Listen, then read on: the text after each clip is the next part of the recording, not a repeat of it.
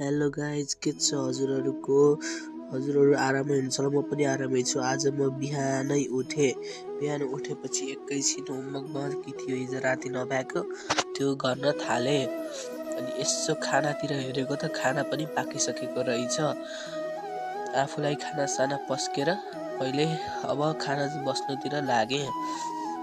अनि खाना बस्नुतिर लागेपछि आज हाम्रो परिकार रहेछ मासु, दाल र भात। त्यसपछि छोएर हेरेको त तातो रहेछ होइन। तातो रहेपछि मैले एक बाइट गममै हानिदिएँ। गममै हालेको त मिठो भए रहेछ होइन गाइजहरू। त्यसपछि म आफ्नो बुकहरू मिलाउन थालेँ। स्कुल जान पऱ्यो नि त, स्कुलमा खिच्न पाउन गाइजहरू। त्यसपछि एकैछिनपछि म चाहिँ नि घरमा आएँ। एकैछिन त नै लगभग 4-5 बजीतिर म घरपट्टि आइपुगेँ। यो चाहिँ मेरो भाइ हो।